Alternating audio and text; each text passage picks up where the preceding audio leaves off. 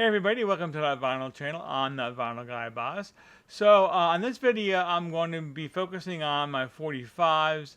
For those of you who follow my channel, you know that I have a lot of 45s and I really like showing them off. So what I want to do is go ahead and show you some of my 45s that are less common to find, not very common 45s. I don't like to use the term rare. I think rare is used way too often in the VCE and just in vinyl collecting in general. To me, rare means about the same chance of getting hit by lightning that you'll find that record for sale. So there are records out there that people say are rare that I more consider those records uncommon. But I do have some uncommon 45s here, things that you're not going to be able to easily find in your local record store, and maybe even online. Have a hard time finding it. So but I do want to show these to you. So I have that coming up. So stick around and don't touch that dial.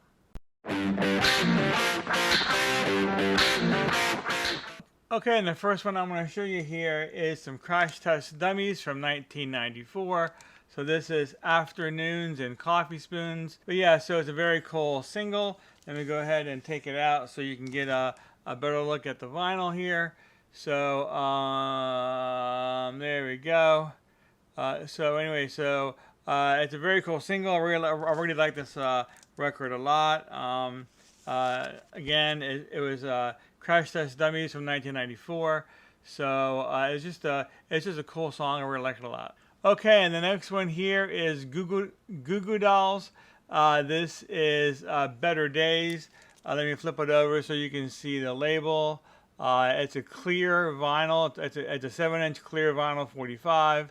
And here is the actual hype sticker that was on the outside of the PVC case. So I've talked before on other videos why you do not want to keep your records in PVC cases. There's a potential to damage your records. So whenever something comes in PVC, I put it into a different sleeve like that. But very cool. It's a very good song. The song came out in 2005, and I wanted to get it on the single, and there you go. Okay, and the next one is something that's pretty cool. So this here is The Wonders, That Thing You Do. This is from the 1996 film with Tom Hanks and Liv Tyler. And let me go ahead and show you the label. It's very cool. They use the same Playtone label that they use in the movie. So, but yeah, so it's just a very cool song. And they actually gave these out at Best Buy if you bought the DVD. So I actually bought it secondhand, but I bought it back around the time that the movie was released, so I didn't pay that much for it. I think I paid about $10 for this. So, but yeah, it's very cool to have. And I also have, this isn't the only version that it was released by. Epic also released That Thing You Do on a standard 45, which is right here. Let me show you the label, and so that way you can see it. That's the song That Thing You Do on the standard label. And so I have both copies, and they're very cool. Now, I did buy this when the 45 was out, and if you see the price up here in the corner, see that price that I paid? That's $3. That was the actual price that I paid for this single. There was a record store in town. It's still open, by the way. It's Rock and Roll Heaven. But back then, all the way through until about 2002, I think, is when they finally stopped. But Rock and Roll Heaven kept the top 40 or top 40, top 100, but mainly top 40 45 singles, at least ones that were being pressed and released. Some of them weren't being released, but they had an area of the store that you can go to and actually buy 45 singles that were currently out. And that's how I got this one. So anyways, it's very cool to have That Thing You Do. All right, so next we're moving on to Fountains of Wayne from 2003. This is Stacy's Mom, which is a great song. It's a song I had never heard before until about 3 or 4 years ago. They played it on Sirius XM, and I really liked it a lot. So here is the. I don't know if you can see the label or not. It's the text is not very big, but I still wanted to go ahead and show it to you regardless. So yeah, but it's a very cool single to have. Stacy's mom. I really love this. I really love this song. And it's something that me and my wife could just break out in song in the car and start singing it, and it's just such a great song. And I really like Fountains of Wayne. I have another Fountains of Wayne 45. I wanted Alien for Christmas, which is a great song from them as well. But this here is actually a UK release of this. So it's very cool. So again, this is Fountains of Wayne, Stacy's Mom from 2003. Okay, and the next I have an interesting one for you here.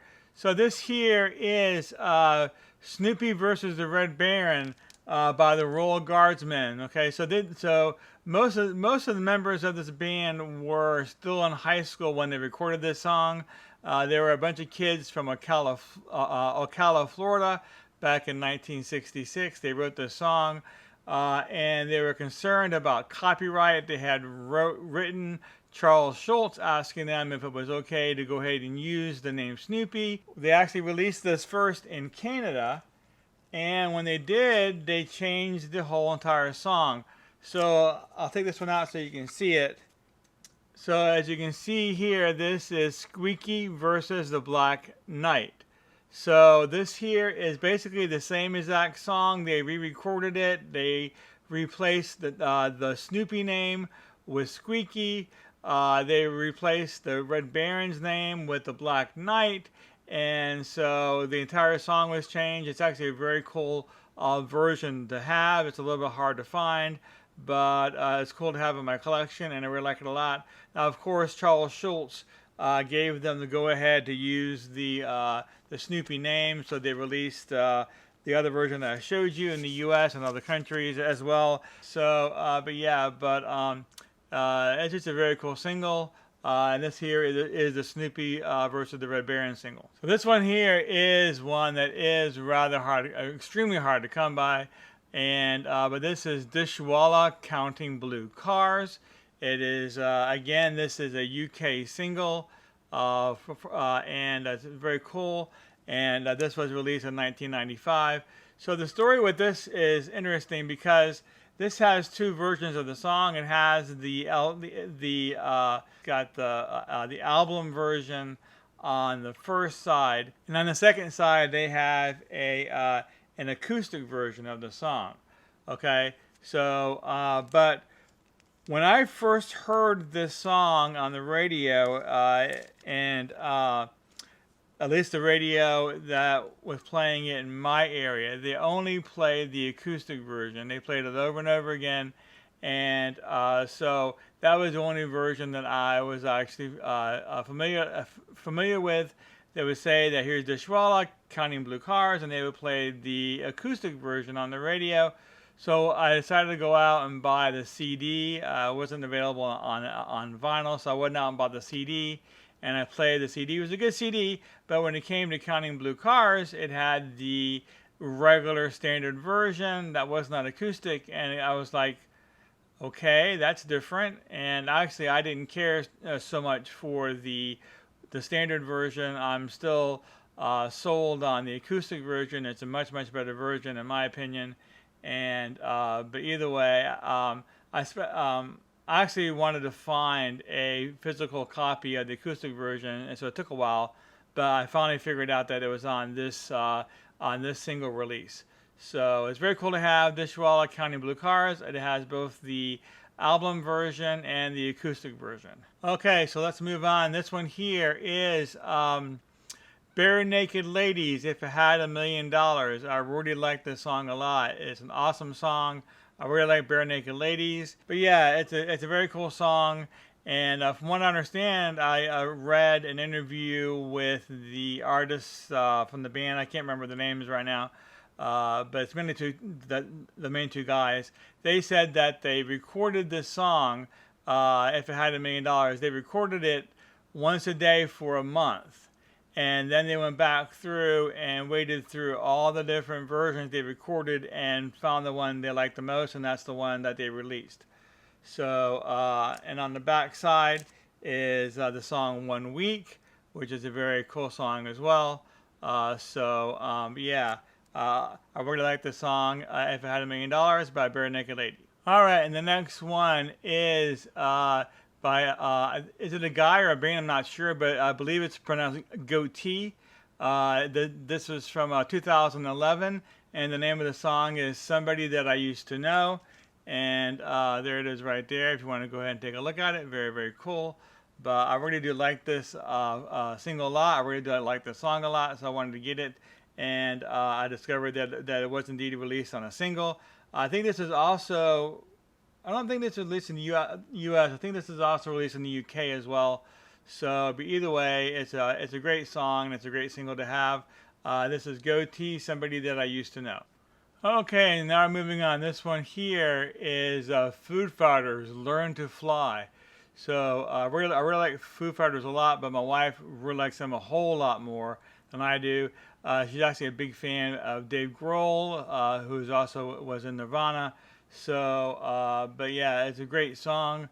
I really like the video that they made for this song as well, with all the members of the band having different playing different characters. It was very well done. There was also a cameo by Tenacious D, so that was very cool. And it's just a great song, and I wanted to get it on a single. So there you go. Foo Fighters, Learn to Fly. Okay, and this here is the 20th anniversary to Stairway to Heaven. So this came with the 20th anniversary, I guess you can say box set, but they did press a 45, and I showed that to you right here. It's the entire song. It is 8 minutes long. So, but that's the 45 itself. If you want to take a look at that, very, very cool. So I'm a big fan of Stairway to Heaven. I have different versions of this record. So, but this here again is the anniversary version, and it came in this awesome picture sleeve. But yeah, so this here is Led Zeppelin, Stairway to Heaven, the 20th anniversary version on a 45. Okay, so I'm a big fan of Journey and had a hard time finding this single. So I don't think it was ever released in the U.S. as a single. So this here is actually a U.K. copy. Let me go ahead and take this out and show it to you. I think it's hard to see in that case. But this here is Stone in Love, which is an awesome song by Journey. I think it has one of the best guitar solos and riffs from the 1980s in this song. It's amazing.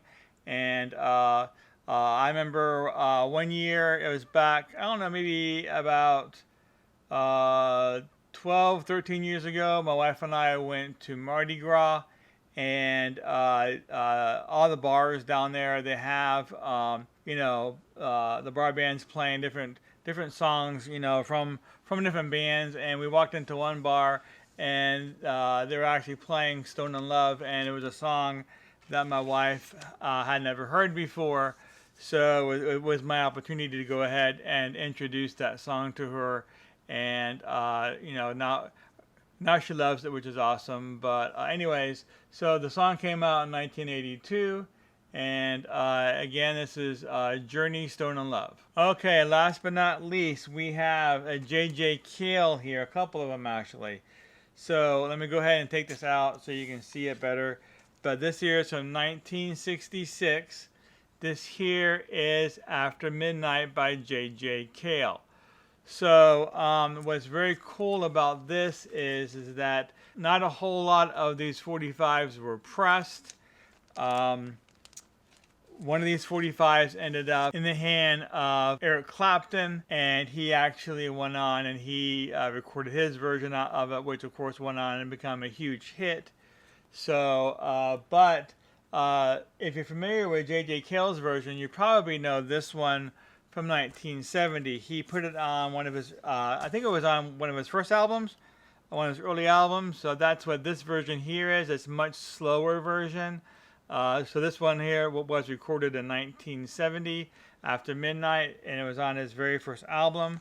So, but this version here that's on this 45 is not the same version. This is a fast version. It sounds very similar to Eric Clapton's version.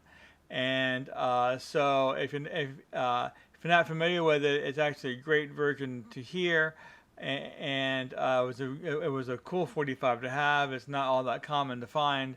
So again, this is J.J. Cale, After Midnight, from 1966. All right, and that's it. That's this video. That's all the 45s I have for you. So I do want to thank everybody for joining in today. If you have any questions about any of these 45s that I showed, please go ahead and put it down in the comments. I try to go ahead and respond to everybody's questions.